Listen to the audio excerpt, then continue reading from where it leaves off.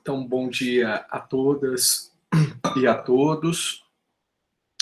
No nosso encontro de hoje, nós terminaremos a parte introdutória do processo do trabalho.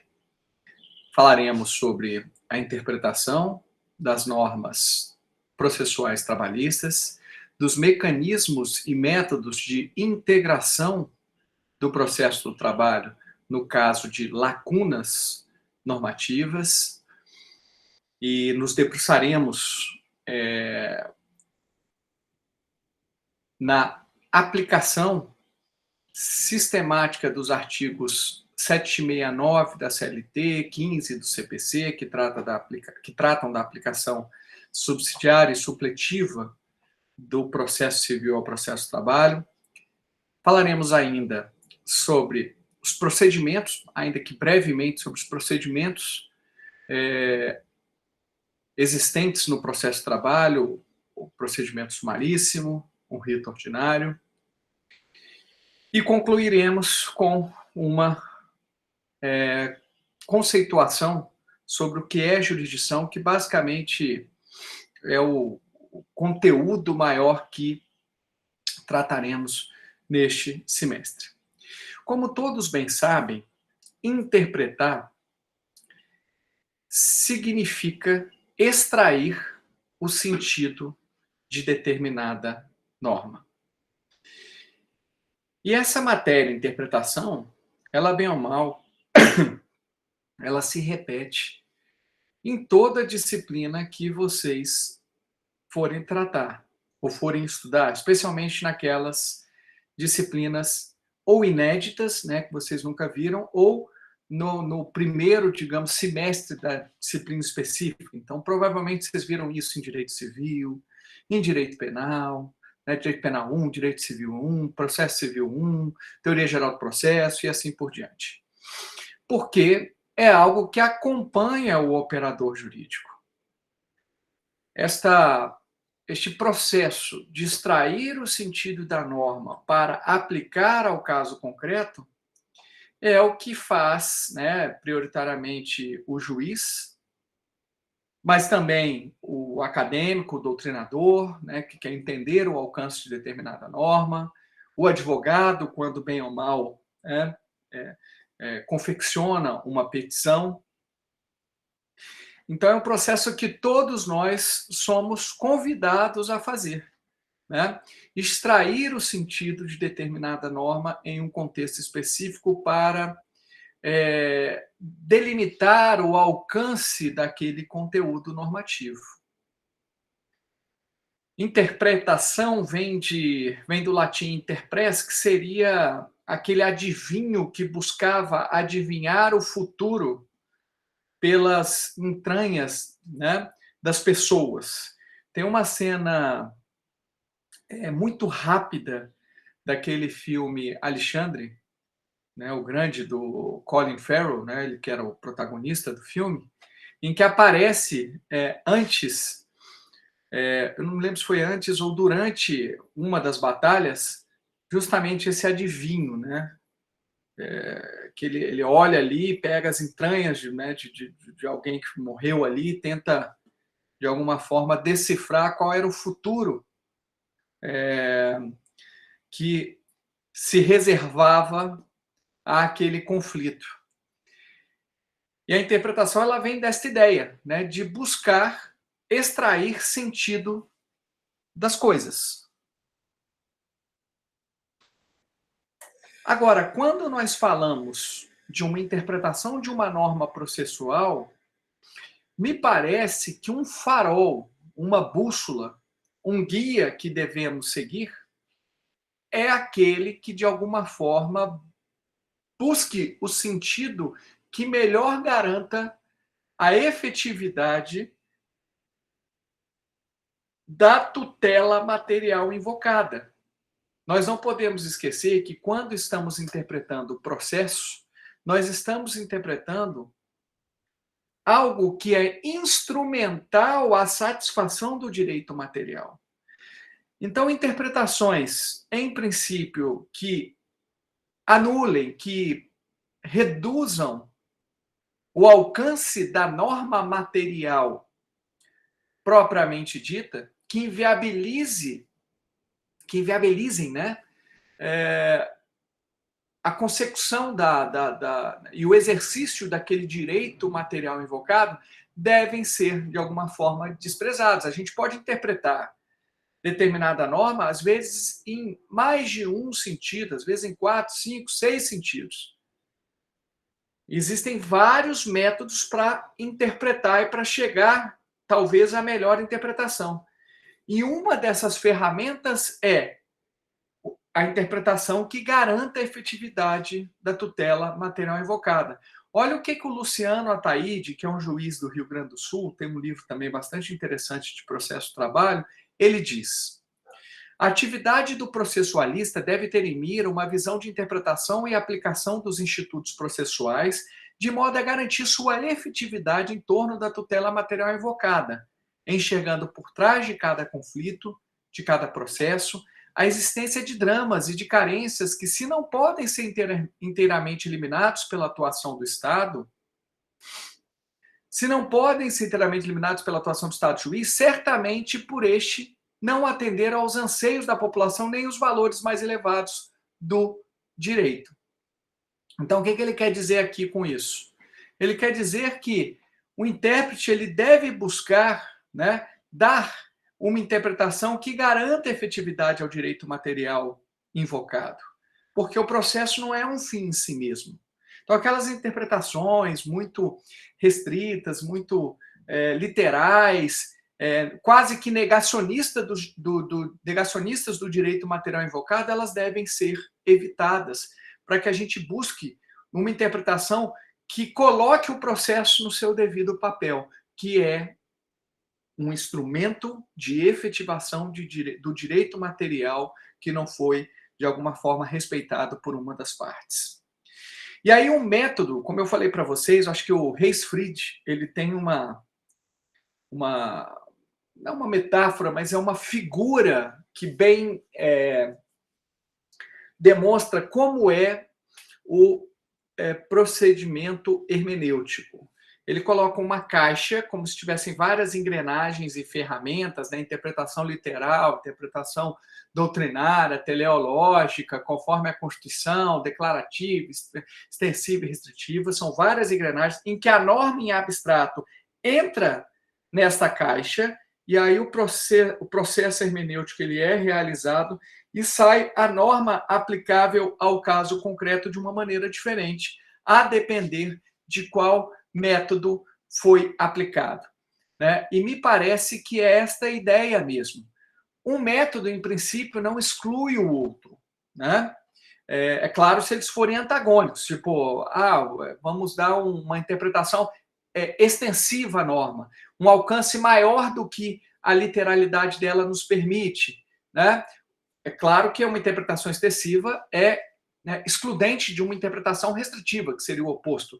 Mas, em princípio, é possível você dar uma interpretação literal, junto com uma interpretação legislativa, junto com uma interpretação extensiva. A gente pode e deve aplicar diversos métodos interpretativos para chegar ao melhor alcance da norma.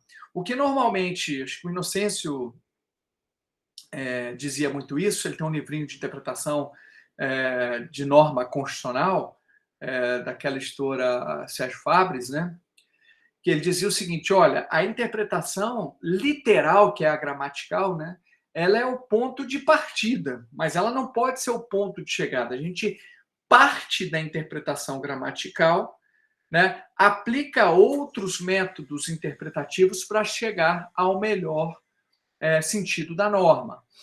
E me parece que o método que a gente deve destacar é a interpretação conforme a Constituição, até porque o nosso sistema ele se baseia na pirâmide de Kelsen, né? Então, a norma superior ela deve, de alguma forma, inspirar, né, a interpretação de todas as normas inferiores, já que, né, as normas inferiores precisam estar em consonância com essa norma superior. Então, a gente não pode interpretar de modo ao resultado desse processo hermenêutico colidir com a própria Constituição, né? E aí, no caso das normas processuais, a interpretação conforme a Constituição deve ser muito inspirada na busca de uma interpretação que favoreça o acesso a uma jurisdição justa e eficiente, dentro daquelas lições do Marinoni, né? E também uma interpretação da norma que, de alguma forma, possibilite a duração razoável do processo, lembrando sempre de Rui Barbosa, que nos ensina que uma justiça tardia não é justiça, mas sim uma denegação da justiça. Não adianta nada você ter uma sentença muito bonita se ela demora 30, 50 anos, né? Ela perde o seu sentido. Existe um componente temporal dentro da dimensão de uma jurisdição justa.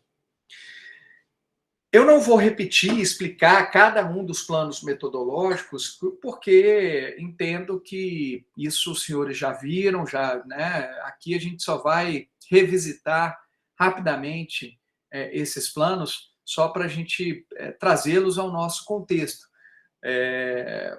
Mas certamente vocês se recordam bem de cada um desses planos, até porque eles são autoexplicativos, né?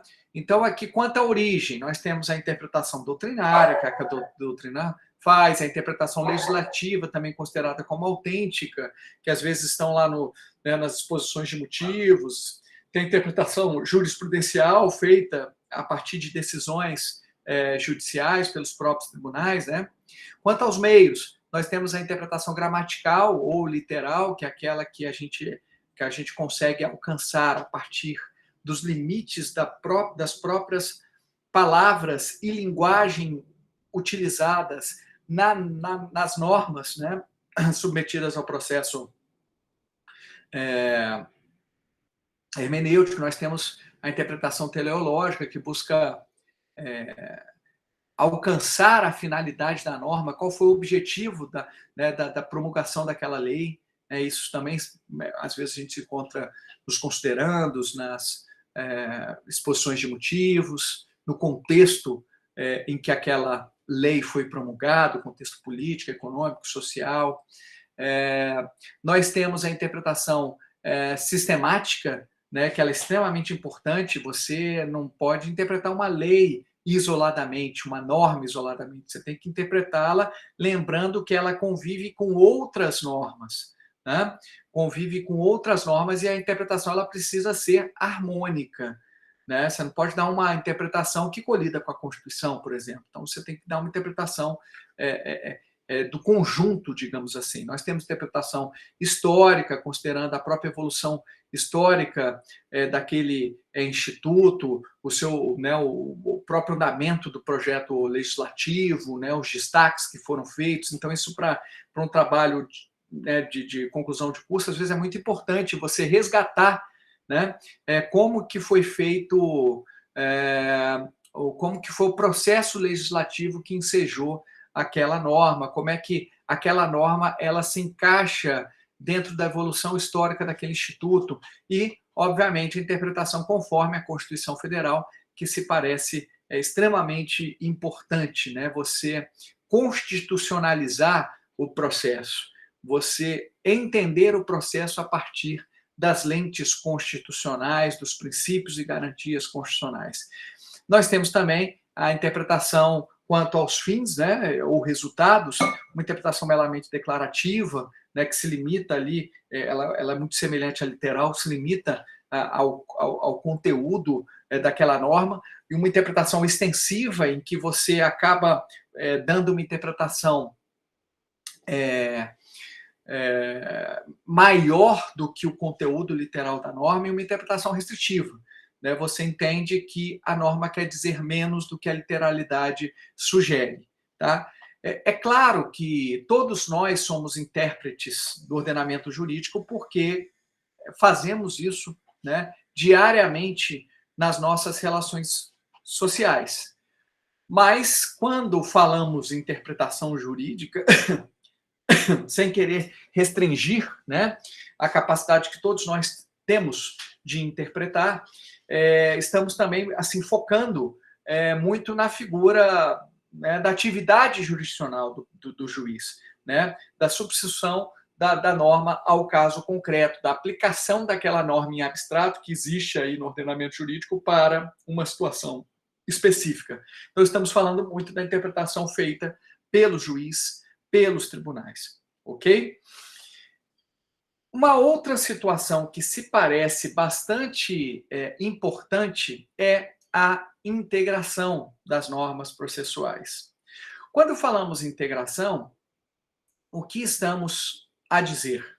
Métodos que possibilitam o preenchimento de eventuais lacunas existentes no ordenamento jurídico. Qual é a ideia? A ideia é que, por mais criativo que o legislador seja, é impossível prever todas as situações que podem ocorrer na vida, até porque a evolução da humanidade ela é dinâmica. Novas relações sociais e jurídicas surgem a cada momento. É só pensar na infância de vocês. Quem poderia imaginar que falaríamos de Uber, né, de iFood, dessa relação jurídica? E dessa relação que existe entre o prestador de serviços e essas empresas.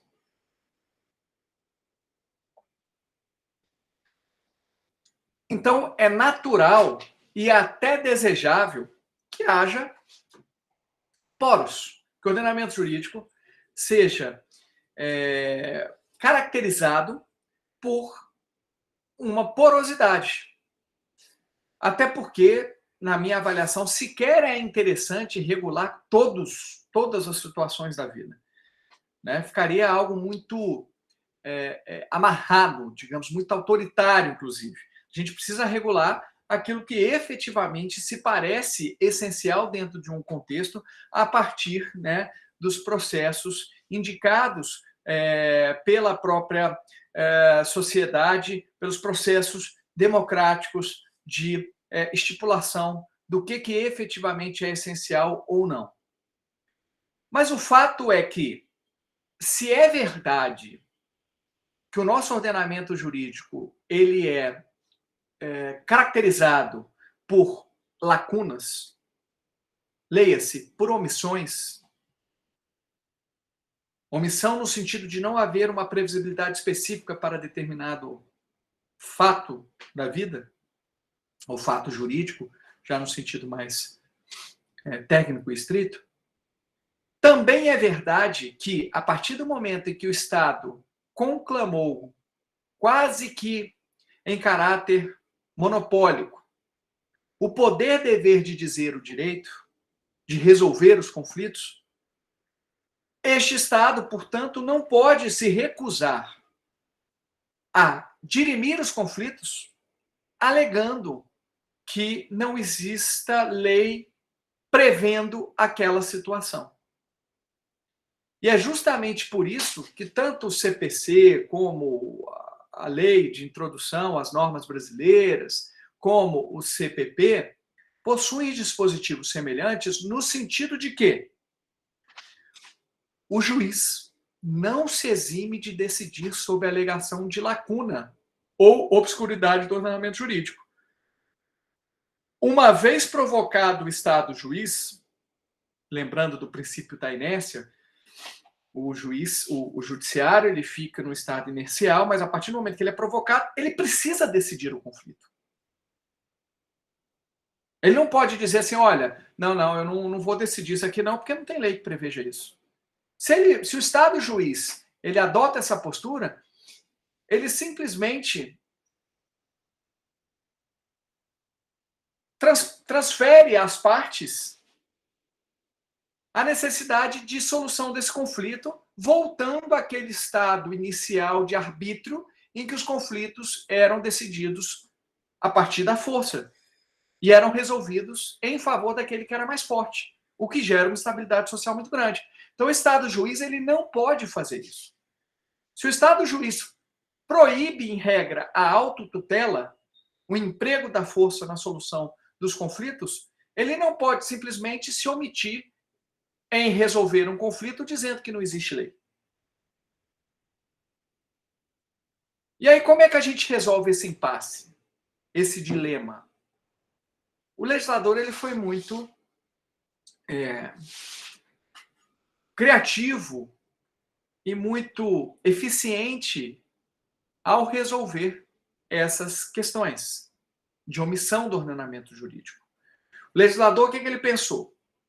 Olha, por mais que eu seja criativo, sem entrar se é conveniente ou não, mas por mais que eu seja criativo, eu não vou conseguir prever tudo, porque a vida é dinâmica, cada vez vão surgindo novas situações. Então, o ordenamento jurídico, ele terá lacunas. Norberto Bobbio também trata desse assunto. Ele terá lacunas. É impossível, né, conceber um ordenamento jurídico sem lacunas. Essa é a primeira constatação. Eu não posso, enquanto Estado, deixar de resolver os conflitos alegando lacuna normativa. Porque eu proíbo a autotutela, já que a autotutela, a autodefesa, via de regra, gera injustiças, arbítrio, instabilidades sociais. Então, eu preciso resolver essa questão. Se o ordenamento jurídico terá lacunas, é uma constatação, e eu tenho que resolver mesmo diante dessas lacunas, eu preciso criar algum dispositivo, algum método para o preenchimento dessas lacunas para que eu possa resolver aquele conflito, mesmo diante de uma situação em que não há lei específica prevendo a questão. E justamente são os métodos de integração é que preenchem essas lacunas. Integrar significa preencher, inteirar. O artigo 140, que é o do CPC, ele é mais genérico, dizendo: o juiz não se exime de decidir sobre a alegação de lacuna ou obscuridade, não se exime de decidir sobre a alegação de lacuna ou obscuridade do ordenamento jurídico. Parágrafo único: o juiz somente decidirá por equidade nos casos previstos em lei. Então, ele é bem genérico, só constatando que o juiz precisa decidir. E aí vem os específicos para a situação processual trabalhista. Nos casos omissos, o direito processual comum será fonte subsidiária do direito processual do trabalho, exceto naquilo em que for incompatível com as normas deste título.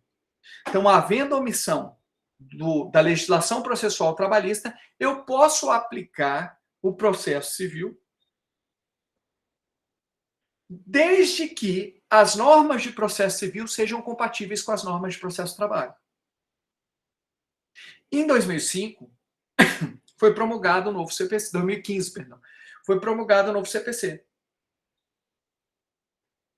que também trouxe um dispositivo para tratar da integração de legislações especiais. Diz o artigo 15: na ausência de normas que regulem processos eleitorais, trabalhistas ou administrativos, as disposições deste código, qual código CPC, o novo CPC, lhe serão aplicadas supletiva e subsidiariamente. Nós já podemos perceber que existe uma certa diferença entre a redação do 769 da CLT e o 15 do CPC. Nós iremos tratar da interpretação sistemática desses dois dispositivos a seguir. Em princípio, eu só quero que vocês reconheçam que há dois dispositivos tratando sobre essa mesma matéria. O 889 da CLT também trata do preenchimento dessas omissões, mas nos casos de processo de execução. Ele é específico para processo de execução. Aos trâmites e incidentes do processo de execução são aplicáveis naquilo em que não contravierem ao presente título os preceitos que regem o processo dos executivos fiscais para a cobrança judicial da dívida ativa da Fazenda Pública Federal. Ou seja, a lei de execuções fiscais será aplicável subsidiariamente ao processo de execução trabalhista quando o processo trabalhista for omisso, nos casos específicos de execução. E o artigo 8º Ele é meio que uma salada mista, né? Pega direito material, mas também pode ser utilizado para o processo do trabalho. Diz: as autoridades administrativas e a Justiça do Trabalho, na falta de disposições legais ou contratuais, decidirão, conforme o caso, pela jurisprudência, por analogia, por equidade, outros princípios e normas gerais de direito, principalmente do direito do trabalho, e ainda de acordo com os usos e costumes, o direito comparado, mas sempre de maneira que nenhum interesse de classe ou particular prevaleça sobre o interesse público. Parágrafo único. O direito comum será fonte subsidiária do direito do trabalho naquilo em que não for incompatível com os princípios fundamentais deste. Vejam que o parágrafo único ele sugere que esse artigo 8º ele seria aplicável mais a direito do trabalho. Me parece que faz sentido. Mas alguns autores sustentam que, como o artigo 8º está na introdução da CLT, e essa introdução se aplicaria tanto para o processo do trabalho como para o direito do trabalho, o artigo 8º ele acaba também tendo a sua aplicação e incidência ao processo do trabalho. Bem, na prática, nós iremos basicamente ficar nesses 3 artigos aqui, né? Porque eles já nos resolvem bem. 769, 15 do CPC, 769 da CLT, 15 do CPC e 889 da CLT. Mais ou menos neste quadro aqui, ó. Fase de conhecimento, então. Qual que é a fonte prioritária? CLT, legislação processual trabalhista esparsa. Lembrando que na CLT nós temos normas processuais. Então, no processo de conhecimento, ou na fase de conhecimento, a gente vai aplicar prioritariamente as normas processuais que estão na CLT previstas. São poucas normas, tá? São pouquíssimas normas, por isso que a aplicação do CPC é importantíssima, para que faça sentido o processo de trabalho. Mas a gente aplica na fase de conhecimento, especialmente a CLT e as leis processuais trabalhistas que estão aí por aí. Agora, nos casos omissos, ou quando a CLT ela for incompleta, a gente pode aplicar o processo comum, CPC, e as leis, né, esparsas que estão aí, as leis processuais comuns que estão esparsas. Na fase de execução é um pouquinho diferente. A gente aplica prioritariamente as normas de execução que estão na CLT e nas legislações esparsas. Nos casos omissos, a gente vai aplicar a Lei de Execuções Fiscais, Lei 6.830 de 80, e ainda se a CLT, a legislação processual trabalhista de execução e a Lei de Execuções Fiscais, se elas forem omissas ou incompletas, e isso acontece, nós iremos aplicar, né, a fase de satisfação de sentença do CPC, as normas relacionadas à fase de satisfação de sentença. Quer dizer, é só em 3º grau, em 3ª ordem, que a gente aplicaria o CPC na execução trabalhista, tá? Na execução processual trabalhista. Pois bem.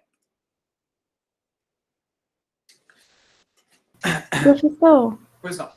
Eu não entendi muito bem a finalidade desse quadrinho. É dizer que o CPC vai ser subsidiariamente?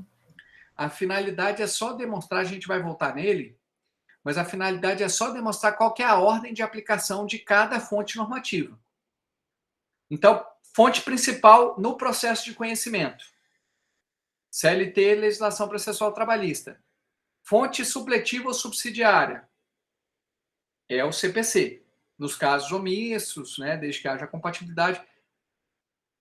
No processo de execução, a fonte principal continua sendo a CLT, a legislação processual trabalhista, mas depois, né, caso haja omissão na CLT, nós iremos aplicar a Lei de Execuções Fiscais, ou seja, a gente vai tentar buscar uma norma da Lei de Execuções Fiscais que atenda àquela regulação do processo de execução, e se também for omissa a Lei de Execução Fiscal, a gente vai aplicar o CPC. Isso vai ser relevante, ou Ana Luísa? Por exemplo, vamos supor que a CLT tem um dispositivo relacionado ao processo de execução, um prazo, por exemplo, no processo de execução. E o CPC tem outro prazo para aquela mesma situação. Quem que a gente aplica? A CLT, né? A CLT, porque pela ordem ela deve ser aplicada primeiro. Tá bom, a CLT ela não trata de uma determinada situação, X. Aí a gente vai fazer o quê? Opa, vamos ver se a lei de execuções fiscais trata dessa situação. Ah, também não trata dessa situação X. Ah, vamos lá no CPC, ver se trata. Opa, trata. Então a gente aplica o CPC desde que essa normatização do CPC seja compatível com os princípios e regras da CLT. Entendeu? É só Entendi. uma questão de ordem de aplicação. O que a fase de conhecimento não tem, né? Na fase de conhecimento tem, só que não tem 3 níveis. Olha aqui, ó, meu quadrinho. Primeira ordem, segunda e terceira. Olha aqui no conhecimento, não tem 3 níveis. Na fase de conhecimento ou no processo de conhecimento, vai depender, né, daquela discussão sobre processo sincrético, que aqui no processo de trabalho é um pouco diferente do processo civil, mas no processo de conhecimento, nós iremos aplicar prioritariamente as normas processuais do processo de conhecimento da CLT ou de alguma lei específica de processo de trabalho, e se houver omissão, a gente vai aplicar o do CPC, desde que essa norma do CPC seja específica, entendeu? Tá bom. Aí não Obrigada, haveria um professor. terceiro nível, de nada. Mas vai ficar mais claro, Ana Luísa, quando nós entendermos a diferença do artigo 769 para o artigo 15. A grande diferença é que no 769, que é um artigo que tem desde 1943, existe o requisito da compatibilidade. No artigo 15, não. E no 769 só se fala em aplicação subsidiária, não se fala em aplicação supletiva.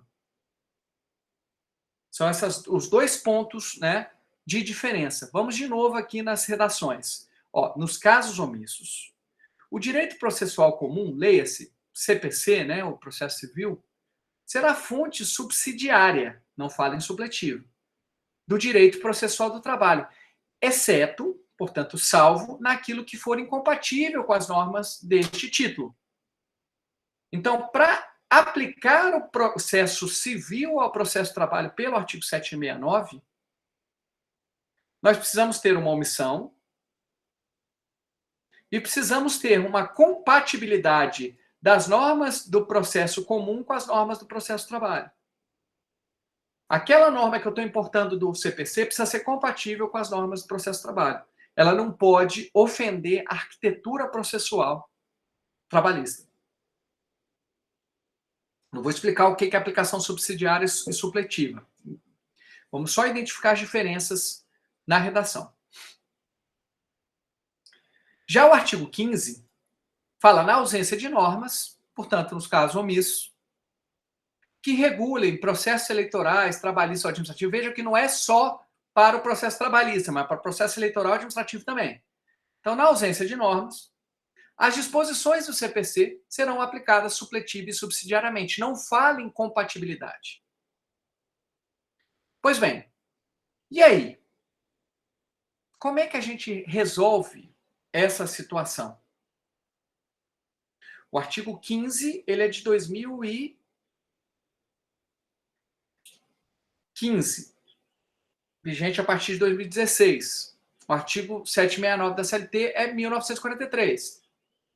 O artigo 769 da CLT é mais específico, porque está inserido na CLT, no processo de trabalho. O artigo 15 é mais geral, porque trata de processos eleitorais, trabalhistas, administrativos. Como é que a gente resolve esse conflito de normas? Foi até o objeto de uma das perguntas de uma colega. Aqui, ó.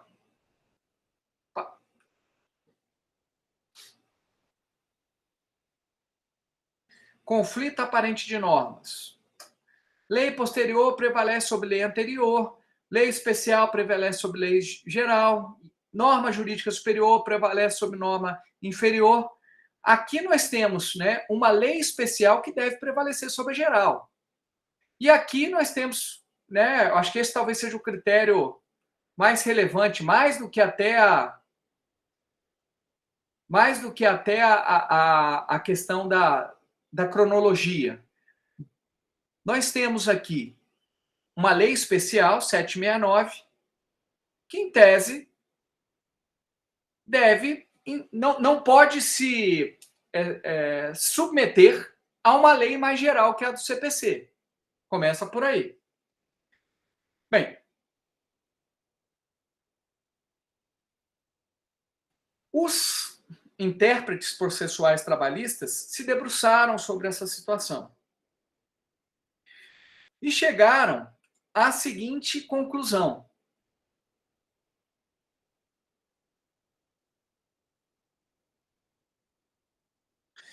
o próprio CPC novo, né, de 2015, no artigo 1046, parágrafo 2º, diz: permanecem em vigor as disposições especiais dos procedimentos regulados em outras leis às quais se aplicará supletivamente esse Código. Ou seja, as leis especiais, como a trabalhista, processual trabalhista, permanecem em vigor. E o CPC deve se aplicar supletivamente a isso. Então, o que os intérpretes passaram a fazer foi: nós iremos dar uma interpretação sistemática ao artigo 15 do CPC 769 da CLT, de modo a permitir que ambos sejam aplicáveis, que ambos se complementem.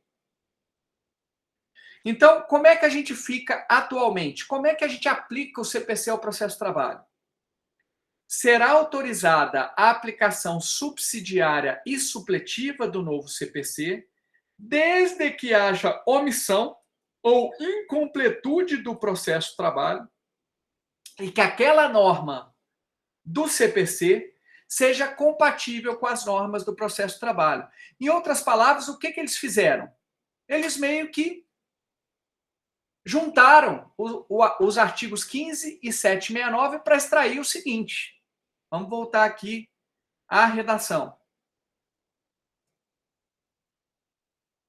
Nos casos omissos ou que a CLT seja incompleta, o CPC ou o processo comum poderá ser aplicado subsidiária ou supletivamente, desde que seja compatível com as normas do processo do trabalho.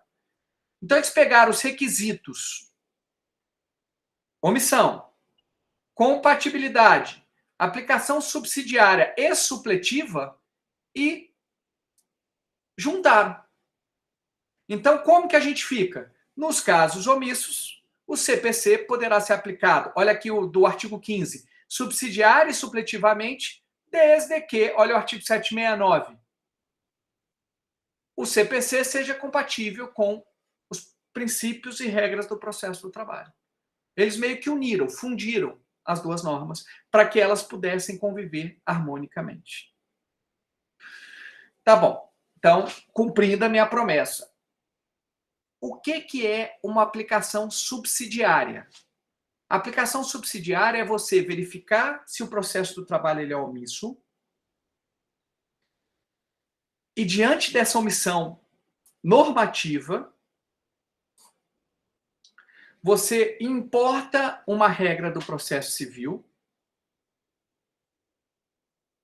para preencher aquela lacuna do processo de trabalho, desde que essa regra do processo civil seja compatível com o processo do trabalho. Vamos supor uma parede. Aí tem um buraco na parede. A parede está pintada de azul. Como é que seria a aplicação subsidiária? Você vai pegar lá no processo civil um tijolo pintado de azul, né?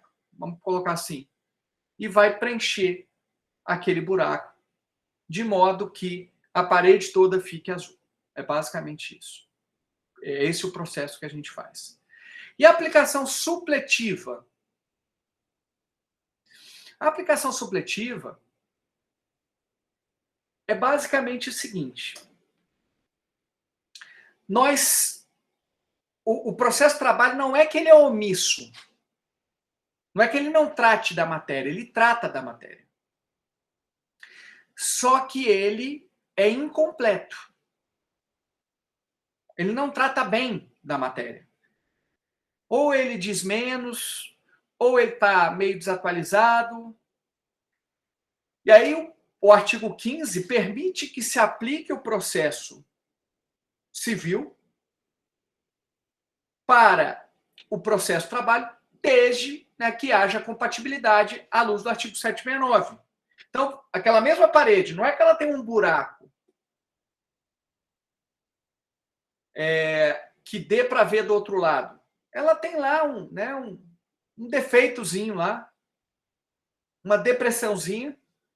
Aí você vai aplicar o processo civil apenas para deixar a parede toda lisinha, na mesma cor, porque precisa ser compatível. Então, a metáfora que eu faço, ou a comparação que eu faço, é essa.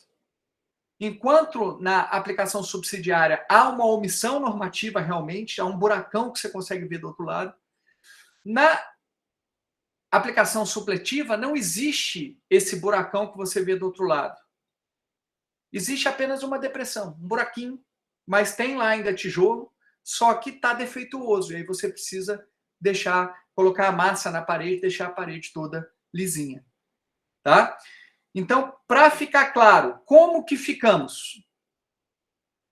Aplicação subsidiária e supletiva do novo CPC, ou do processo, né, civil comum, desde que haja omissão ou incompletude e compatibilidade com o processo de trabalho.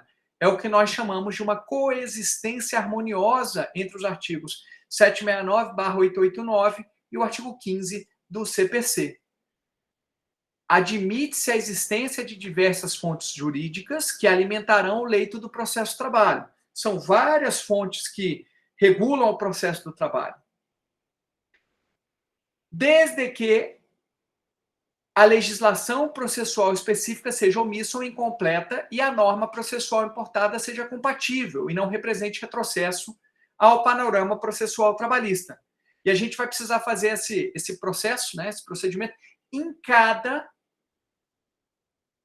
análise. Toda vez que eu detectar uma omissão ou uma incompletude do processo do trabalho, eu vou ter que avaliar. Opa, deixa eu ver aqui se tem no CPC, no caso da fase de conhecimento, né? Tem um disciplinamento dessa situação no CPC, mas é compatível, não é compatível? Eu vou ter que fazer em toda situação que eu for aplicar o CPC, eu vou ter que verificar se há omissão, se há incompletude do processo de trabalho, se é compatível aquela norma de processo civil, tá? É claro que com o tempo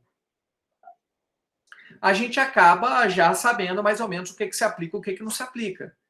Mas até hoje o TST fica se debruçando, isso se aplica, isso não se aplica. Tá? E por quê?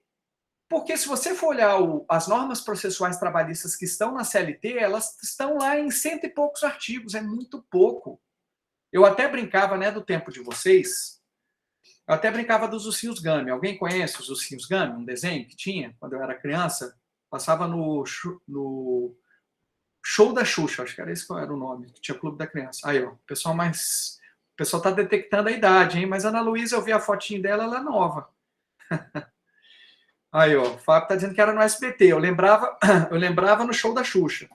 Mas, enfim, o fato é que os ursinhos Gummy eram os ursinhos bonitinhos, e aí quando eles tomavam uma poção mágica, né? Aí eles ficavam muito fortes e conseguiam lutar lá com os ogros. E é basicamente o mesmo princípio do espinafre do Popeye, né? Então, o artigo 769 e o artigo 15 e o 889, né, são os 3 artigos de aplicação, os principais de integração do processo de trabalho, eles são como se fosse o espinafre do Popeye, a poção mágica dos ursinhos Gummy. Uma vez, né, que se tome que se use, né, aquele procedimento integrativo, o processo de trabalho ganha um corpo significativo. Porque se você for depender apenas da CLT, ela não consegue regular o processo de trabalho como um todo. Daí a inteligência, né, do legislador processual trabalhista, no sentido de que, já que eu não previ, né, um código de processo do trabalho, enfim, já que eu não concebi, né, um instrumento mais robusto, eu vou precisar de um método integrativo mais consistente, que são os artigos 769 da CLT, 889 da CLT e 15 do CPC. E aí a gente pode praticamente aplicar a maior parte do CPC é o processo de trabalho. Por isso que, quando estudamos processo de trabalho, estamos estudando muito o processo civil. Nós estamos revisitando o tempo inteiro o processo civil. Claro, com um tempero do processo de trabalho, já que aqui a gente precisa dar uma solução mais rápida a este processo. Pessoal, só alguns dados históricos. Assim que o CPC foi promulgado, em 2015, foi instituída, no âmbito do TST, uma comissão para tentar dar um certo norte, né? Você imagina, é um novo marco processual civilista e nós precisamos ver o que isso impacta no processo do trabalho. E aí foi formada uma comissão por ministros. Quem presidiu essa comissão foi o ministro João Oreste Dallazen, né, exímio processualista, para tentar verificar o que se tinha de consenso, né? O que se aplicaria ao processo de trabalho do novo CPC, o que não se aplicaria, o que se aplicaria em parte. O objetivo dessa comissão era transmitir segurança jurídica aos jurisdicionados e aos órgãos da Justiça do Trabalho. Porque, obviamente, o novo CPC trouxe muita insegurança. Falei, e agora? Né? A gente está com um novo marco normativo, como é que a gente vai decidir esses processos trabalhistas neste primeiro momento? Né? Porque houve mudanças significativas no novo CPC.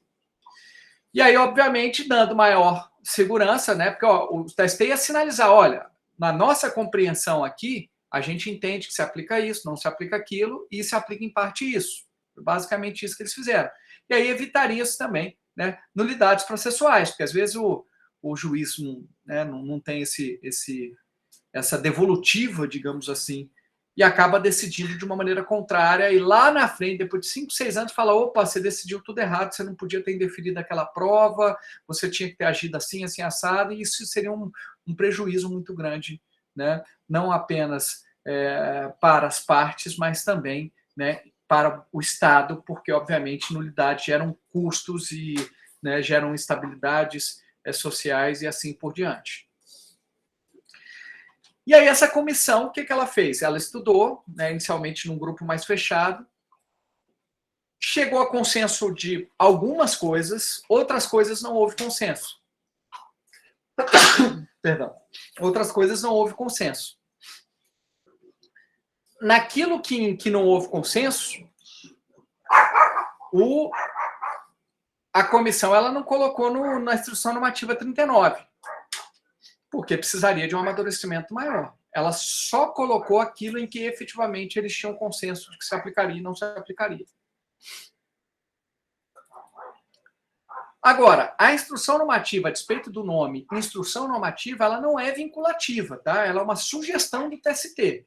Agora, é que nem sugestão de pai, né? Vem em formato de sugestão, mas é quase que uma sinalização para cumprir, né? Tipo, ó, cumpre. Diz que pai é um amigo dos filhos, né? Mas um amigo que sempre tem razão. É mais ou menos por aí. Né? Tipo assim, olha, eu, TST, que vou julgar tudo, ao final estou dizendo... entendo que isso se aplica ao processo de trabalho, que isso não se aplica. O juiz tem até autonomia para não seguir, mas possivelmente vai chegar lá no TST e o TST vai dizer o seguinte, olha, você fez tudo errado, volta tudo para você. Então é retrabalho para todo mundo. Também é importante reconhecer que a Instrução Normativa 39 de 2016 ela não é exaustiva. O silêncio dessa instrução normativa pode ser lido de duas formas. Ou houve uma falta de consenso entre os ministros, e aí eles resolveram não colocar na instrução normativa, já que eles colocaram apenas aquilo que eles concordavam, ou simplesmente não deu tempo para essa comissão analisar, né, sobre a aplicação ou inaplicação de determinado dispositivo do novo CPC ou processo de trabalho. Né? Realmente foi um trabalho bem feito, mas, obviamente, o CPC era muito grande, naquele momento eles não conseguiram olhar tudo. E eles se debruçaram sobre aqueles assuntos que se pareceram mais importantes. Eles estabeleceram uma ordem de priorização daquilo que eles iriam estudar. E também não são disposições imodificáveis, né? Porque é claro que foi uma análise inicial do TST, e essa análise pode ser alterada ao longo do tempo, conforme as normas processuais sejam testadas aos casos concretos. Então, é importante que você saiba que a Instrução Normativa 39 de 2016 é um documento muito relevante para sinalizar aquilo que o TST tem como consenso de aplicação ou não das normas processuais comuns ao processo do trabalho, mas não é um dispositivo vinculativo, né, porque não é lei em sentido estrito, não é exaustivo, né, porque só está ali o que houve consenso e o que eles conseguiram analisar, e também não é imodificável, né, eles podem alterar essas disposições a qualquer momento, como ocorre, né, em outras instruções normativas do TST. A metodologia da instrução normativa é identificar quais são as normas do novo CPC em que houve consenso aplicáveis ao processo de trabalho, artigo 2º, quais as normas do novo CPC inaplicáveis ao processo de trabalho, artigo 3º, e quais as normas aplicáveis em parte ao processo de trabalho, artigos 8º, 10º, né, e 12, artigo 12. E aí o fio condutor da análise foi, de alguma forma, reconhecer que o processo do trabalho ele será abastecido, o leito, né, fazendo a metáfora do rio, o leito do rio do processo de trabalho será abastecido por diversos afluentes, né? CPC, Lei de Execuções Fiscais, leis esparsas e lembrando que o leito seria a própria CLT, mas ela seria abastecida, né, pela matéria orgânica vinda de diversos afluentes. E aí, para reforçar a ideia, é importante que a gente entenda que a orientação atual de aplicação do processo comum ao processo de trabalho se baseia na mistura do artigo 15 com o artigo 769 com o artigo 889 da CLT. Lembrando que o 769 é um genérico e o 889 é para processo de execução. E como é que fica essa mistura? Aplica-se subsidiária e supletivamente o novo CPC, ou processo comum, podemos colocar assim, desde que haja omissão, incompletude e compatibilidade com o processo do trabalho. Então, para que a gente aplique o processo comum, é necessário que a CLT ou as regras processuais específicas do processo de trabalho sejam omissas ou incompletas, e mesmo assim, que essa regra do processo comum seja compatível com as regras e princípios do processo do trabalho. E aí, voltando àquele quadrinho, no processo de conhecimento e no processo de execução, a aplicação prioritária sempre será da CLT, das normas processuais da CLT e da legislação processual trabalhista esparsa.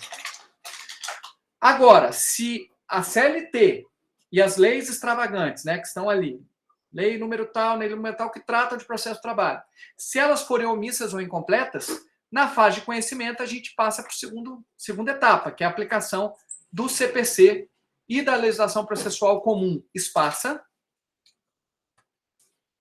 desde que haja compatibilidade. Na fase de execução, a gente, na segunda etapa, na segunda ordem, a gente vai aplicar a Lei de Execuções Fiscais, Lei 6.830. Apenas na fase de execução, se ainda houver omissão ou incompletude, aí a gente vai para o CPC e para a legislação comum esparsa. Essa é a compreensão majoritária. Tá? Por exemplo, quando a gente trata de perícia.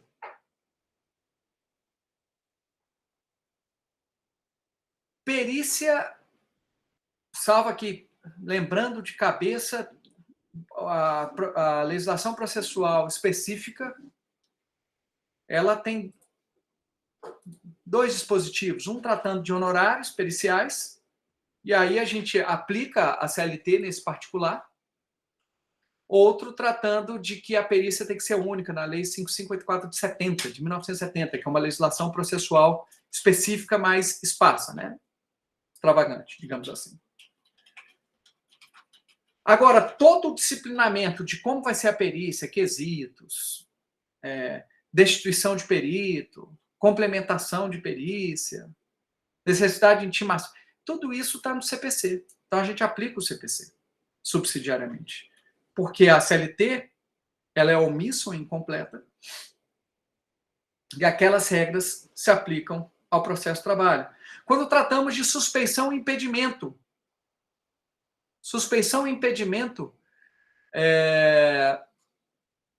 do juiz, a CLT ela é incompleta. Ela trata de situações muito, digamos assim, genéricas. Então, considerando que o princípio do juiz imparcial, é uma garantia constitucional, a gente acaba completando o processo do trabalho com os dispositivos do processo civil. Eu vi aí que a Eveline já ajudou a Ana Luísa no chat. Eu não consegui ler tudo, porque eu estava explicando, mas é basicamente o seguinte. Enquanto na aplicação subsidiária há uma omissão normativa, uma lacuna, né, um buraco, digamos assim, realmente não há no processo do trabalho o disciplinamento específico sobre aquela questão. Na aplicação supletiva, você está complementando uma norma existente do processo de trabalho que é incompleta, que não é suficiente. A diferença é essa. Na aplicação subsidiária, não. Você preenche todo o espaço. Na aplicação supletiva, você vai só complementar uma regra que já existe. Pois não, Carlinhos? Desculpa, professor, que é o meio que a gente tem, né, para poder interromper um pouquinho, para tirar dúvidas. Nesse caso, só para poder confirmar, quando vai para o... quer dizer, na forma supletiva, tem na CLT, só que ela é incompleta, é isso? E na subsidiária, não tem na CLT, e aí recorre ao CPC. Perfeito. É isso. Ah, tá. Era onde não estava entrando, era isso aí. Então, vai ter na forma supletiva, tem alguma coisa falando a respeito. Sim. Entendi, professor. Obrigada. Era só para eu confirmar aqui, para eu anotar. Tá bom. Mais alguma dúvida, pessoal, em relação a isso? Eu só queria que vocês tivessem a dimensão da importância do artigo 769 e artigo 15 e 889 que nós acabamos de tratar. Sem o artigo 769, 15 e 889, o CPC, o processo de trabalho, ele é um menininho ou uma menininha raquítico ou raquítica. Agora, a partir do momento em que a gente se utiliza desse método de integração, ele ganha um corpo ali, né, significativo e compatível com o sistema regulatório da atuação das partes e do Estado juiz na solução dos conflitos.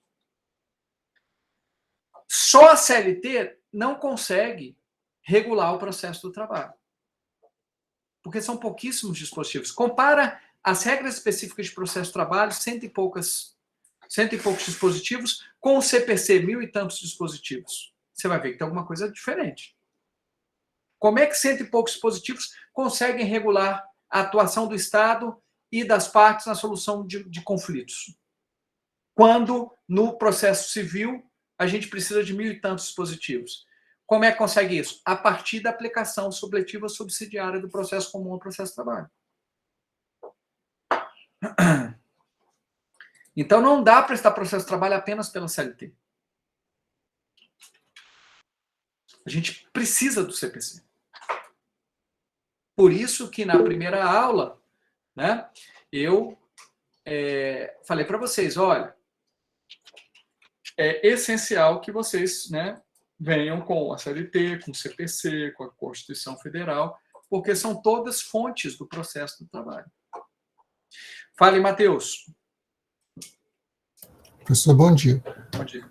Professor, fiquei na dúvida acerca do seguinte, o senhor estava explicando que o processo do trabalho vai aplicar as normas do processo civil desde que haja compatibilidade, certo?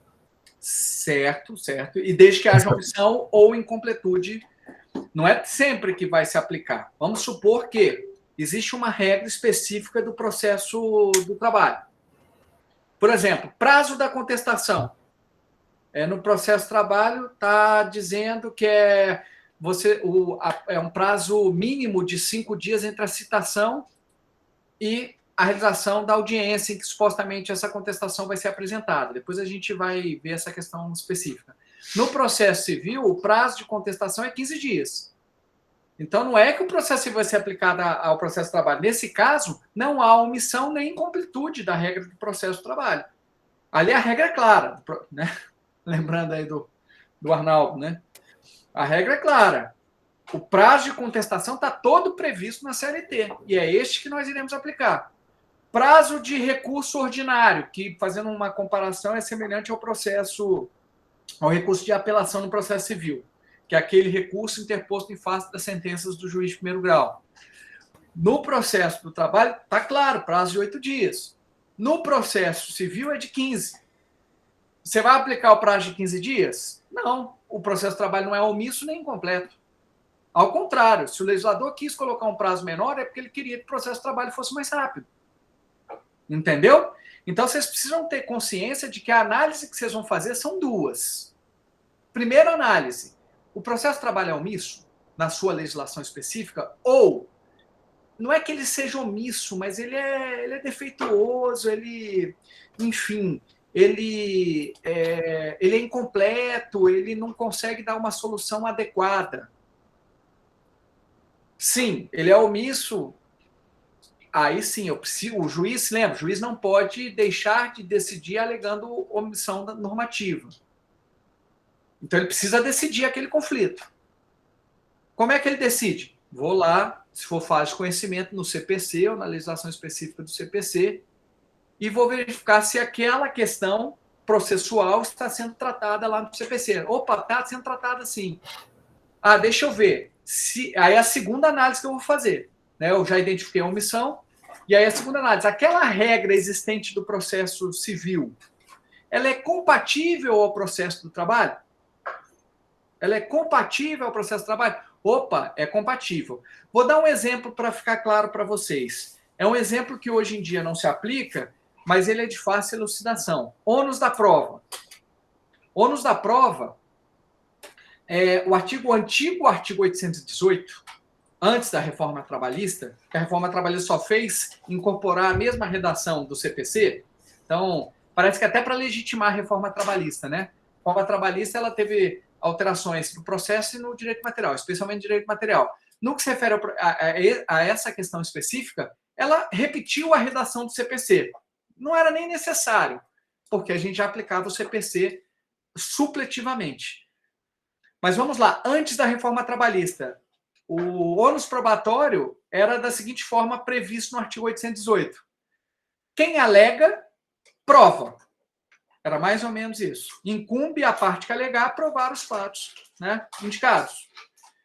Não é algo desejável, é algo que não faz muito sentido, porque eu alego que trabalhava de 8 às 24, então eu tenho que provar que trabalhava de 8 às 24. Aí o reclamado alega que o reclamante trabalhava de 8 às 18. Ele vai ter que provar de 8 às 18? Então quem vai ter que provar o quê? Fica um ping-pong, entendeu? E se nenhum dos dois provar, como é que o juiz decide? Já que o ônus probatório também é uma regra de decisão judicial. Como é que o juiz vai decidir? Porque os dois alegaram e os dois não provaram. Então, o artigo 818, o antigo artigo 818, não era muito adequado para regular o ônus probatório. E o que a gente fazia? Ia lá no antigo artigo 333 do CPC de 73 para dizer que ao autor incumbe provar os fatos constitutivos, ao réu os fatos modificativos, impeditivos e extintivos. Vejam que a CLT não era omissa, ela era incompleta, e em virtude dessa incompletude, a gente aplicava supletivamente o CPC. Entendeu? É Perfeito. basicamente Entendi. isso. Só uma dúvida, posso perguntar? Pode, claro. Essa incompletude, o legislador importa em dizer ou vai caber ao operador do direito interpretar para ver se há compatibilidade ou não? O legislador ele não vai dizer aqui é incompleta. Ele não vai, é como se eu reconhecesse o meu próprio erro, né? O legislador não vai chegar assim, olha, quem faz isso é o operador jurídico, são os juízes. Né? E aí vai firmando a jurisprudência. Então, o TST já tem entendimento consolidado sobre diversos dispositivos que não se aplicam ao processo de trabalho. Vou dar um exemplo. Prazo em dobro para litisconsortes com procuradores distintos. Tem lá um dispositivo no CPC dizendo se há um litisconsórcio, né, mais de uma parte num polo passivo, por exemplo, e os procuradores que representam essas partes do litisconsórcio são diferentes, os advogados são diferentes, o CPC diz que o prazo é em dobro. O TST já tem entendimento dizendo o seguinte, opa, o prazo não é em dobro porque nós temos regra específica. Quando o legislador do processo de trabalho quis dar prazo em dobro, ele o fez de forma expressa. Então, na verdade, não há omissão do processo de trabalho. Houve uma intenção deliberada do legislador processual trabalhista de dar prazo em dobro apenas para União, Estados, municípios, Distrito Federal, autarquias e fundações públicas. Entendeu? E aí a jurisprudência, né, se consolidou no sentido de entender que não há prazo em dobro. Por exemplo, uma outra que é muito comum, tem um dispositivo lá dizendo que se no processo civil, que se não pagar a execução no prazo determinado, há uma multa de 10%. A jurisprudência trabalhista entende que não se aplica essa multa de 10% porque a CLT não é omissa nesse particular. A CLT, não é que a CLT diz que não há multa, assim, não há aplicação de multa. A CLT simplesmente é omissa mesmo. Mas, por uma decisão jurisprudencial, né, do conjunto das decisões do TST, se entendeu o seguinte, aqui nós temos o disciplinamento já específico que não prevê a multa, e isso foi uma decisão deliberada. Chega a ser incompatível, né? Porque como o processo de trabalho tem que ser mais rápido que o processo civil, seria muito mais razoável ter uma multa caso o executado demore a pagar, né? Justamente para incentivar o executado a não ficar enrolando, né? Então, seria muito mais conveniente ao processo de trabalho ter a previsibilidade de multa do que o processo civil. Mas aqui, casuisticamente, na minha avaliação, a jurisprudência do TST se firmou no sentido, olha, não se aplica essa disposição do CPC porque nós temos um procedimento já específico que não prevê a multa. Entendeu? Então, é caso a caso. E é claro que é complexo. Às vezes até tipo, mas é meio esquisito, não é tão simples. Opa, tem omissão ali, então se não for incompatível eu aplico. Não. Às vezes há decisões políticas e muitas delas favoráveis aos empregadores, porque a quem interessa não ter multa no caso do executado não pagar? Quem são os executados da Justiça do Trabalho? Normalmente são os empregadores. E ainda vão dizer que a Justiça do Trabalho é protetiva. Na verdade, ela está protegendo os empregadores aí. Quando o próprio CPC condena os executados ao pagamento de multa, caso eles atrasem esse pagamento. Então, assim, essa história da Justiça do Trabalho ser protetiva paternalista é história de gente que não conhece a Justiça do Trabalho. É história, assim, de gente que não analisa, né, a jurisprudência da Justiça do Trabalho. Quando a gente for analisar, a gente vai ver que, assim, não tem muita cara, não. Tem decisões que são protetivas, tem decisões que não são protetivas, né? O Supremo Tribunal Federal, hoje em dia, a jurisprudência dele não tem sido nada protetiva no que se refere a direito do trabalho e a processo do trabalho. Tem sido bem restritivo. Nós estamos passando uma fase, né, em que o direito do trabalho tem sido interpretado sob as lentes da austeridade. Quanto menos custo para o empregador, melhor. E aí eles começam a restringir os direitos via interpretação. E mesma coisa no processo de trabalho. Quanto melhor eu, digamos, quanto menos custos ao executado, melhor. E o executado normalmente são os empregadores. Tá? Mais alguma dúvida, pessoal? Certinho, professor, obrigado. Professor, acho que tem outras dúvidas no chat. Então, para a gente não perder tempo, se alguma dúvida não ficou dirimida no chat, agradeço, Matheus, a lembrança, eu peço que fale agora, né, se alguma coisa não ficou dirimida. Sem vergonha, se tiver, pode falar. Viu? Professor, eu tenho uma dúvida se tem inversão do ônus da prova no processo de trabalho. Sim, Camila, eu tinha observado a sua pergunta.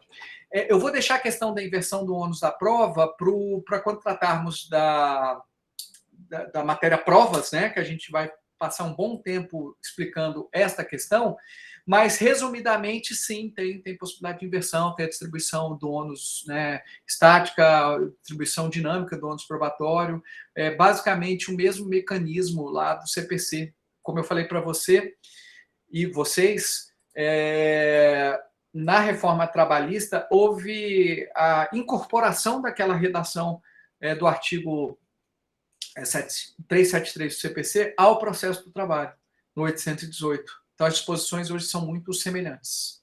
Tá? Não são idênticas, mas são muito semelhantes. Mas depois a gente trata desse assunto, tá? Bem, aplicação no lugar e no tempo. A aplicação da lei processual trabalhista no lugar e no tempo.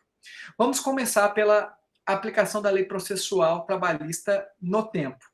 Basicamente, as leis processuais comuns, penais e trabalhistas adotam a teoria do isolamento dos atos processuais, né? Segundo a qual a lei nova não atinge os atos processuais já praticados, aqueles são preservados, mas, né, se aplica aos atos processuais a praticar, sem limitações relativas às chamadas fases processuais, né? Ou ao processo como um todo. Na verdade, uma lei nova processual foi promulgada. Hoje, ela vai reger, em regra, os atos processuais a serem praticados a partir da sua vigência. Aqueles atos processuais já praticados serão consolidados com a lei processual antiga. Então, o que já foi praticado é regido pela lei processual antiga e, né, aquilo que for praticado a partir da vigência da lei processual nova já será regulado pela lei processual nova. Tá? Isso é em regra, é claro que existem situações que são bastante específicas e que pode haver algum tipo de exceção a esta orientação. Como, por exemplo, vamos supor que aconteceu, por exemplo, com a questão dos honorários advocatícios, né? A reforma trabalhista modificou significativamente esse instituto. Antigamente, não se tinha honorários advocatícios no processo de trabalho, era só excepcionalmente no caso de assistência judiciária promovida pelo sindicato. E aí eu ajuizo uma ação, né, pedindo YZ e mais alguma coisa. No momento que eu ajuizei a ação, foi antes da reforma trabalhista, não havia honorários advocatícios. Aí a reforma trabalhista passa a vigorar durante este processo.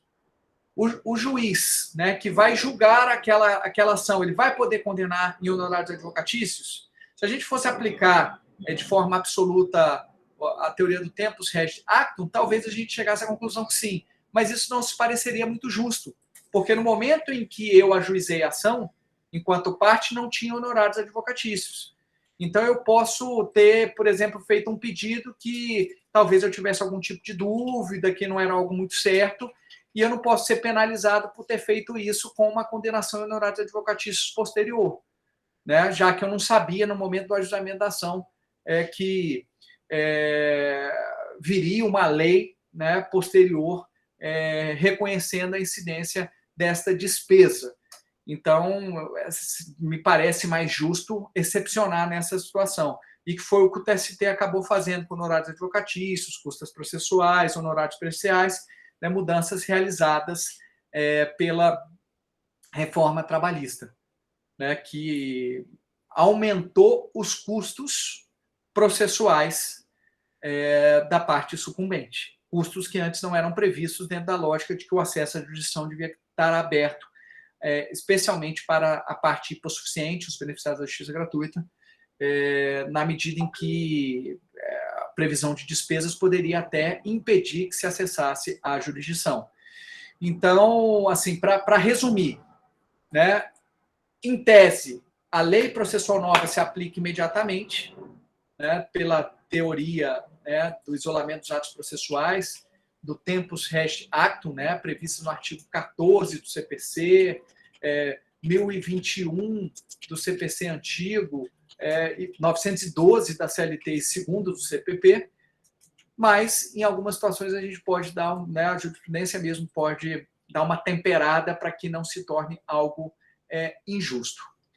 Então, o que a gente precisa entender essa questão da lei processual, obviamente, ela se insere dentro daquela ideia também de conflito de normas. Se eu tenho uma lei processual que está regulando o mesmo instituto que uma lei antiga regulava, a lei nova prevalece sobre a lei antiga. Mas a gente também precisa avaliar se aquela relação de lei específica para a lei geral. Então, por exemplo, vamos supor que haja uma alteração no CPC. Essa alteração do CPC, ela vai se aplicar ao processo de trabalho? Não necessariamente, porque se o processo de trabalho não for omisso, a lei especial, processo de trabalho, né, a CLT, afasta a aplicação da lei nova abstrata. Tá? Então, a gente precisa entender essa situação dentro do contexto, né, do conflito aparente de normas. Né? A gente resolve, sim, por critérios de cronologia, mas também a gente precisa avaliar essa relação de especialidade entre a lei especial e a lei abstrata. E também a de hierarquia, né? Lembrando que a norma jurídica superior prevalece sobre a norma jurídica inferior. O caso de processo é basicamente CLT, CPC e Constituição. Então, é óbvio que a Constituição ela prevalece em relação às normas, né, abstratas, as normas, de hierarquia inferior. Pois não, Ana Luísa? Professor, e quando os próprios critérios dão conflito? Por exemplo, se não tivesse aquela solução da CLT, né, e do CPC do artigo 15 do 769, a CLT veio antes. Mas ela é especial. Certo. Aí, qual critério eu aplicaria? Então, ali, o que aconteceu? A CLT, o CPC não revogou a CLT. O artigo 15 não revoga o artigo 769, porque a CLT é especial. Mas o artigo 15 pode ser aplicável subsidiariamente à CLT? Olha que interessante. Porque o artigo 15 ele traz novos horizontes, né? Ele auxilia o próprio processo de trabalho ao permitir a aplicação supletiva, coisa que mesmo sem o artigo 15 já estava sendo feito pela jurisprudência. Então não houve aí uma digamos assim, uma incompatibilidade do artigo 15 com o 769. Na verdade, existe uma compatibilidade. O artigo 15 complementa o 769. Foi assim que entendeu, né, a própria Comissão de Ministros na Instrução Normativa 39. Né? Embora o artigo 15 não revogue o artigo 769 da CLT, porque o artigo 15 é abstrato, é geral, né, porque trata não só apenas de processo de trabalho, mas trata de processo eleitoral e administrativo, o fato é que o artigo 15 pode complementar, auxiliar o processo de trabalho ao permitir a aplicação supletiva. E foi isso que foi feito, né? Assim, integrou o artigo 15 aos requisitos e pressupostos do artigo 769. Beleza? Então, em tese, não é que você vai aplicar um critério ou outro, é que os dois vão ser complementares, vamos dizer assim. Foi isso que eu falei, exatamente, né? Na verdade, hoje, como é que se a gente voltar aquele quadrinho aqui, ó, como ficamos? Na verdade, a gente está aplicando os dois ao mesmo tempo. A gente juntou os dois e criou como se fosse um terceiro. Mas isso não só para esses 2 artigos, né, professor? Se tiver outro assunto, por exemplo, um prazo... Então, a aplicação supletiva sempre gera isso. Uhum. Sempre gera você pegar algo que já existe de forma incompleta na CLT e complementar com o CPC. Perfeito, obrigada. É meio arriscado, pode gerar uma certa insegurança jurídica, pode gerar uma certa crítica dizendo, poxa, mas aí você está criando uma terceira norma, você não está aplicando nenhuma nem outra. Você está criando uma terceira. Mas é o que tem sido feito, dentro da ideia de uma interpretação sistêmica, né? Você está aplicando a regra dentro do sistema, né, se aproveitando de outras regras para dar sentido, né, normativo a uma situação concreta. Beleza? Mais alguma dúvida? E a lei processual no lugar, pessoal? Vigora o princípio da territorialidade. Como a lei processual ela regula a atuação do Estado, os limites de atuação do Estado, ela somente pode ser aplicável dentro dos limites territoriais deste Estado. Eu não posso exigir ao Paraguai, à Argentina, à Colômbia, que eles apliquem uma lei que regule a atuação do Brasil, do Estado do Brasil, do país Brasil. Então, a lei processual, no lugar, vai se aplicar dentro dos territórios, dentro dos limites do território nacional, porque vai regular a atuação do Estado, juiz, nos seus limites geográficos, independentemente da nacionalidade dos litigantes.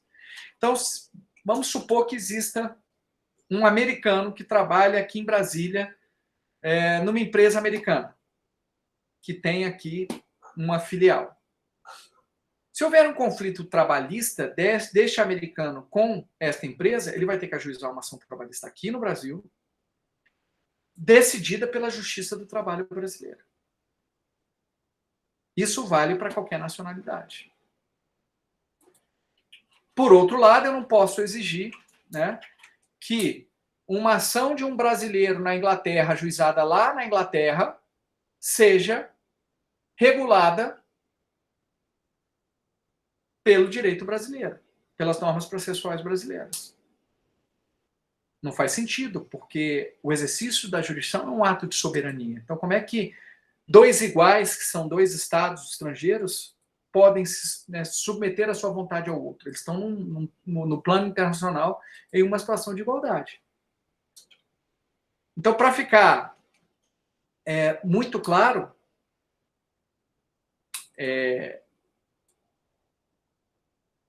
independentemente da nacionalidade,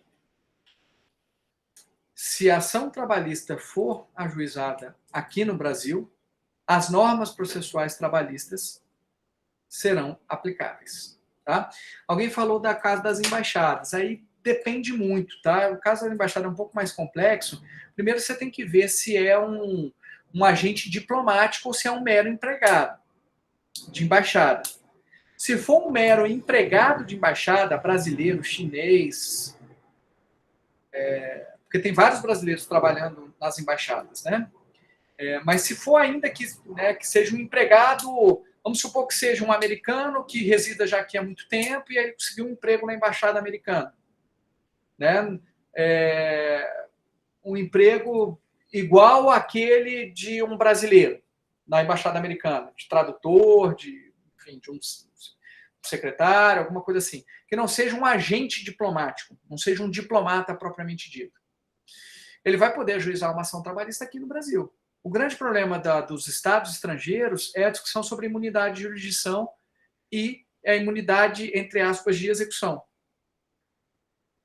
Os estados estrangeiros não têm imunidade de jurisdição, ou seja, eles podem ser submetidos à jurisdição brasileira nas questões trabalhistas, tá? Porque se entende, até uma teoria americana, curiosamente, se entende que quando eles contratam um trabalhador, e não um agente de Estado, um agente diplomático, quando eles contratam um trabalhador, eles contratam como qualquer particular. Então, eles descem do seu pedestal de Estado soberano para se equipararem a qualquer pessoa física ou jurídica que contrata uma pessoa. A relação ela é privada, digamos assim, não é uma relação pública. Por isso, a Justiça do Trabalho decide controvérsias entre empregados nacionais ou estrangeiros e os estados estrangeiros. Pode decidir. O grande problema é que não vai conseguir executar aquela, ou vai ter dificuldade de executar aquela decisão, porque os bens das embaixadas ou dos estados estrangeiros, das representações consulares, né, representações consulares em sentido amplo, representações, os locais em que o estado estrangeiro se faz representar em um outro país, são impenhoráveis pela Convenção de Viena. Então, o oficial de justiça não consegue ir lá tomar, né, levar a leilão, a praça pública, penhorar, enfim, não consegue fazer nada disso. Então, você tem a decisão, mas não consegue executar essa decisão, a não ser que o Estado estrangeiro observe aquela decisão espontaneamente ou, por meio de uma carta rogatória, seja executada aquela decisão no próprio país, né? Só que aí é algo muito mais caro, que economicamente se torna praticamente inviável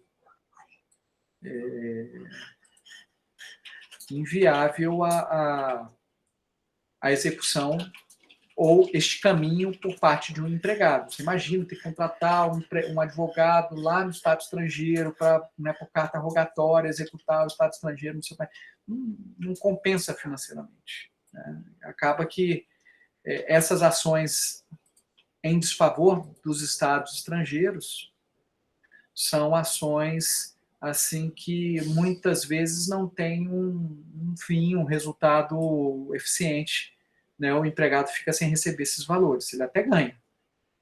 Com os organismos nacionais é pior ainda, porque os organismos nacionais têm imunidade de jurisdição. O Brasil, o Estado brasileiro, sequer pode submeter um organismo nacional à sua jurisdição, porque, via de regra, nos tratados de adesão aos organismos nacionais existe uma cláusula de imunidade de jurisdição. Então, não dá nem para começar a ação. Se começar, ela é extinta porque o organismo nacional, ONU, PNUD, OMC, OIT, todos são organismos internacionais que têm imunidade de jurisdição. A ação inicia, aí o juiz fala, infelizmente, não tem nem como citar esse organismo, pode até citar, mas, né, para deixar o organismo invocar a cláusula de imunidade de jurisdição. Mas, infelizmente, a gente não pode submeter esse organismo à nossa jurisdição. Então, o processo de conhecimento nem dá prosseguimento. Para os estados estrangeiros, a gente pode terminar o processo de conhecimento, a fase cognitiva, para dizer, olha, o empregado tem direito a isso e aquilo, mas na hora de tentar executar, não consegue. Não consegue. Fábio, eu vi que você colocou uma pergunta, aliás, foi um dado, né? Deixa eu ver aqui se eu consigo... Professor, o senhor viu que a embaixada do ZEU na Afeganistão destruiu os documentos dos funcionários daquele país que prestavam trabalho para eles? Sim, né, destruiu. Acho até por uma questão de segurança nacional americana, né? E também até para preservar. Estou imaginando, tá? Não tenho dados para falar disso, não. É achômetro mesmo. Mas para preservar um pouco a identidade dessas pessoas que trabalharam em favor dos Estados Unidos. Porque você imagina o risco dessas pessoas, né? Durante 20 anos prestaram serviços cooperando com os americanos e aí vem o Talibã e fala, opa, como é que vai ficar a segurança dessas pessoas? Será que eles vão dar uma anistia a esses afegãos, né, que, de alguma forma, cooperaram com os Estados Unidos, com, entre aspas, um invasor imperialista, e vocês sabem a visão que eles têm, ou que alguns têm, dos Estados Unidos no Oriente Médio. Então, realmente é algo bastante complicado. E aí você tem toda a razão, eles vão ficar, né, sem qualquer tipo de assistência, o que explica o desespero, né, dessas pessoas no aeroporto, tentando se agarrar, né, às rodas do avião, enfim, né, se não caísse, certamente, né, morreriam, faleceriam ali de frio lá em cima. É algo realmente muito triste, né, muito triste. E para concluir, pessoal, a gente, e é bom fazer essa advertência desde agora, nós basicamente iremos tratar das regras gerais procedimentais, né, do processo ordinário, digamos assim. E aí, quando houver alguma especificidade do procedimento sumaríssimo, nós iremos fazer o devido destaque. Porque são apenas algumas particularidades. No geral, tanto ordinário como sumaríssimo, as normas gerais processuais são as mesmas, tá? São as mesmas, mas nós iremos fazer apenas algum destaque em relação às normas procedimentais do rito sumaríssimo, tá? Carline, não, na verdade a chamada é feita de outra forma, pode sair se for necessário, tá? Apenas para vocês tomarem conhecimento, nós temos basicamente dois ritos, sumaríssimo e o ordinário. Sumaríssimo até 40 salários mínimos, nós teremos uma aula específica de rito sumaríssimo ao final, né, para fazer esse complemento, e o ordinário acima de 40 salários mínimos. Então, se o valor da causa for superior a 40 salários mínimos, vai para o rito ordinário. Até 40 salários mínimos, rito sumaríssimo. Só que dentro do rito sumaríssimo, nós temos uma lei antiga, lei 554 de 70, que trata das ações submetidas ao valor de alçada. Essa lei não foi revogada pela lei que instituiu posteriormente o rito sumaríssimo, tá? Então, a gente tem basicamente o seguinte, nós temos dois procedimentos, mas até 2 salários mínimos nós temos algumas particularidades. E de 2 a 40 salários mínimos é o rito sumaríssimo puro, e acima de 40 salários mínimos o rito ordinário. Cronologicamente foi o seguinte, em 1943 só existia um rito, não havia distinção entre rito sumaríssimo e rito ordinário. Em 70, lei 554, houve a previsão de algumas particularidades para as ações cujos valores da causa fossem até 2 salários mínimos. Basicamente, o quê? Irrecorribilidade das sentenças de primeiro grau, das ações submetidas até 2 salários mínimos, e possibilidade de um resumo dos depoimentos das partes e processuais. Ao invés de transcrever ipsilíteres, fazia algum resumo. São as particularidades dessas ações submetidas ao valor de alçada de até 2 salários mínimos. Só que, nos anos 2000, foi instituído o rito sumaríssimo. E aí, para fazer a distinção, né, se entendeu que rito sumaríssimo ia até 40 salários mínimos e acima de 40 salários mínimos de valor da causa seriam aquelas disposições gerais. Eu não vou dizer quais são as particularidades todas do rito sumaríssimo, que são algumas, a gente vai ter uma lei específica, mas eu quero que, de antemão, vocês saibam, olha, no processo de trabalho, nós temos rito sumaríssimo e rito ordinário. E no rito sumaríssimo, nós temos ainda algumas particularidades, né, para as ações até 2 salários mínimos. Nós temos alguns procedimentos especiais, né, que nós iremos tratar posteriormente, a gente só está apresentando, inquérito judicial para apuração de falta grave, dissídio coletivo, ação de cumprimento, tá? E nós temos também, né, alguns procedimentos especiais previstos na legislação comum, né, mandato de segurança, habeas corpus, habeas data, ação rescisória, ação cautelar, ação de consignação e pagamento, que a gente acaba aplicando subsidiariamente o processo comum. Beleza?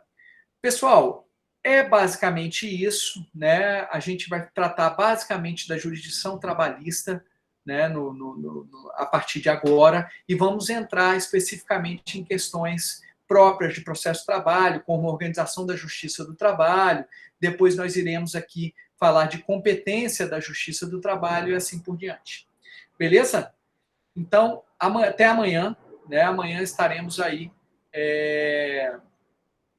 às 9h40 para começarmos a lidar com as instituições que se relacionam com o processo de trabalho. Varas de trabalho, TRTs, TST, Ministério Público e assim por diante. Bom, vou aqui encerrar nossa gravação e um abraço. Ana Luísa, eu vou pode perguntar, se o pessoal quiser sair, fica à vontade. Pode perguntar, Ana Luísa. Professor, só para saber, no final do slide do espaço, na lei processual, no espaço, no lugar, tinha sentença estrangeira e carta rogatória. O senhor vai passar? Então, na verdade, é só mais a título de curiosidade, né? A sentença estrangeira, só para saber que ela, segundo, né, a reforma do Judiciário, a emenda constitucional 45, ela será homologada pelo STJ, e aí tem um procedimento próprio, mas bem ou mal são aplicáveis as normas processuais trabalhistas. E a carta rogatória, aí é o contrário, né? Somos nós pedindo para uma jurisdição estrangeira adotar algum tipo de procedimento. Pode acontecer o inverso, a jurisdição estrangeira pedindo para o Estado brasileiro adotar algum procedimento que complemente lá o processo que esteja ocorrendo no Estado, né, estrangeiro.